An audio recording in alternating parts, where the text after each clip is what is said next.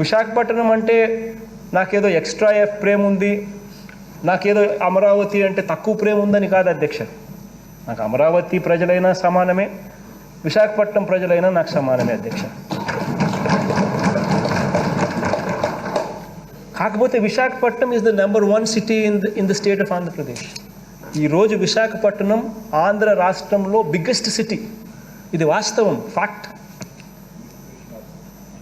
By virtue of దశాబ్దాలుగా అక్కడ జరిగిన పురోగతి, అభివృద్ధి, గ్రోత్, న్యాచురల్ గ్రోత్ పరంగాను ఇంకొకటో Visakhapatnam is the biggest city in Andhra Pradesh.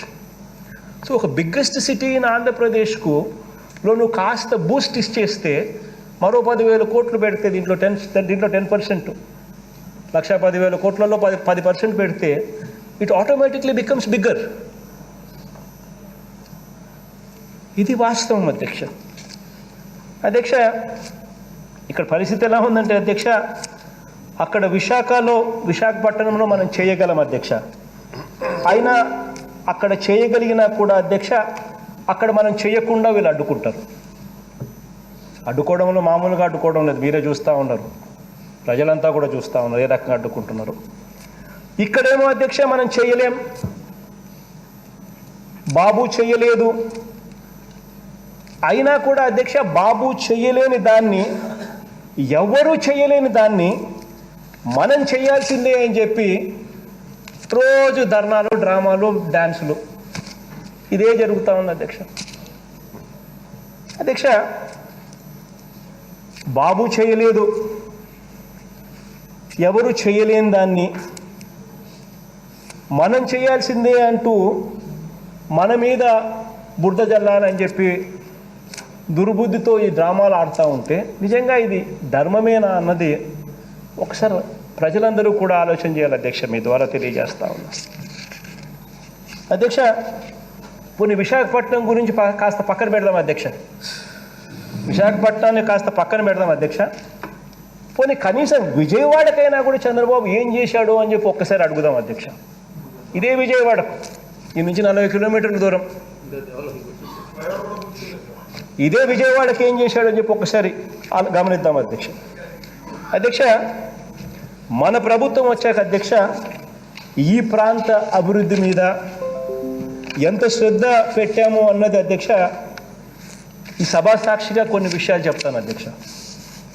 అధ్యక్ష, ఇవాళ విజయవాడకు వెస్టర్న్ బైపాస్ ఈరోజు డెవలప్మెంట్ జరుగుతూ ఉంది అధ్యక్ష. ఈ వెస్టర్న్ బైపాస్ కూడా వేయండి ఒకసారి. గన్నవరం సమీపంలోని అధ్యక్ష చిన్నౌటుపల్లి నుంచి గొల్లపూడి వరకు 30 కిలోమీటర్ల మేర 1,321 కోట్ల రూపాయలతో ఈ రోడ్డు జరుగుతూ ఉంది అధ్యక్ష. అధ్యక్ష, ఇందులో ఈ 30 కిలోమీటర్లకు గాను ఈ చిన్నౌటుపల్లి నుంచి గొల్లపూడి వరకు జరగాల్సిన ఈ రోడ్డు కార్యక్రమంలో ఈ 30 కిలోమీటర్లకు గాను ఇప్పటికే 17.8 కిలోమీటర్లు పూర్తయింది అధ్యక్ష. అంటే దాదాపుగా 65% పనులు పూర్తయ్యాయి. 65% నిధులు కూడా ఖర్చు చేశాం.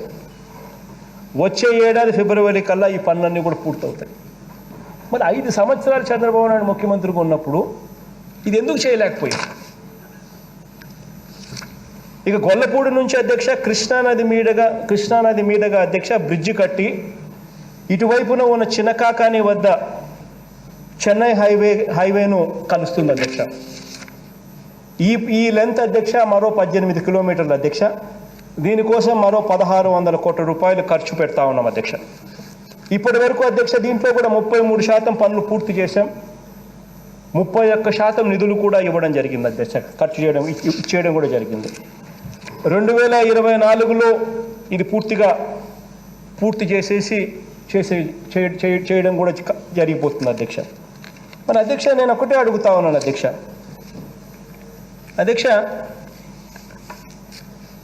ఆ 5 సంవత్సరాల పాలనలో ఈ ప్రాజెక్టు రాకుండా దీన్ని అడ్డుకున్నది ఎవరు అని అడుగుతా ఉన్నా. ఎందుకు ఈ ప్రాజెక్టు రానిలేదు? ఎందుకు దీన్ని అడ్డుకున్నారు?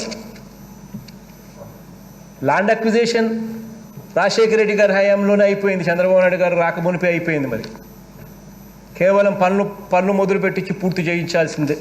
మరి ఎందుకు చేయాలి? విజయవాడ మంగళగిరి బాగా విస్తరించడానికి ఈ ప్రాజెక్ట్ ఎంతో ఉపయోగపడుతుంది. కారణం విజయవాడ అభివృద్ధి కాకూడదు,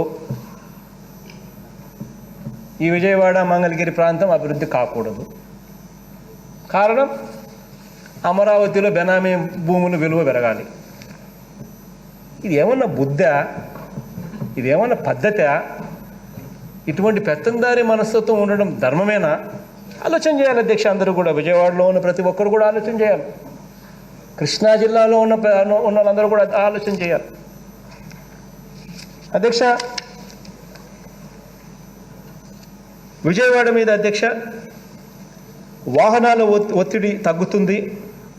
అటు హైదరాబాద్ వెళ్ళే వారికి, ఇటు చెన్నై వెళ్ళే వారికి కూడా ట్రాఫిక్ ఇబ్బందులు కూడా ఈ ప్రాజెక్టు వల్ల తగ్గుతాయి అధ్యక్ష. అధ్యక్ష, విజయవాడ తూర్పు భాగాన అధ్యక్ష మరో 40 కిలోమీటర్లు బైపాస్ కూడా ఏర్పాటు చేయడానికి కూడా అన్ని అడుగులు ముందుకు వేస్తూ ఉన్నాం. ఇది అయిపోతే విజయవాడ చుట్టూ ఒక బైపాస్, ఒక రింగ్ రోడ్ వచ్చినట్టు.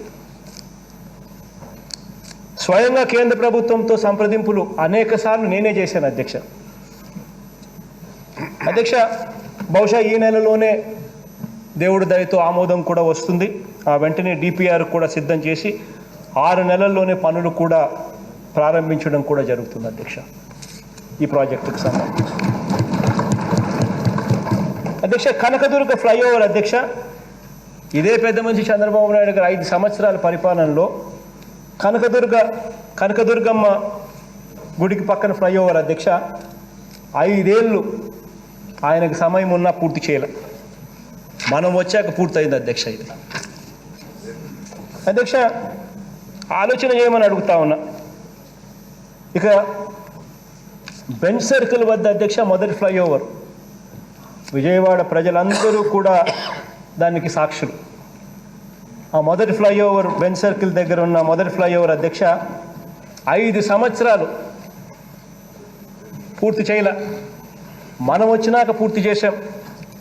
పూర్తి చేయడమే కాకుండా అధ్యక్ష దాని పక్కన రెండో ఫ్లైఓవర్ కూడా మనం వచ్చాక దాన్ని స్టార్ట్ చేసి పూర్తి కూడా చేసి అది కూడా జాతికి అంకితం చేశాం. ఇవన్నీ కూడా అధ్యక్ష ఎక్కడ విజయవాడ బాగుపడుతుందో, ఎక్కడ విజయవాడకు మంచి జరుగుతుందో, ఎక్కడ విజయవాడకు మంచి జరిగితే అమరావతిలో తన బెనామీ భూములకు ఎక్కడ రేటు రాకుండా పోతుందో అని చెప్పి దుర్మార్గంగా అడ్డుకున్న పరిస్థితులు. అధ్యక్ష, ఇదే విజయవాడ బాగుండాలి, బాగుపడాలని అధ్యక్ష 100 కోట్ల రూపాయలు స్పెషల్ గ్రాంట్ కూడా ఇచ్చి కూడా విజయవాడ మున్సిపల్ కార్పొరేషన్లో పనులు కూడా చేయిస్తూ ఉన్నాం మనం.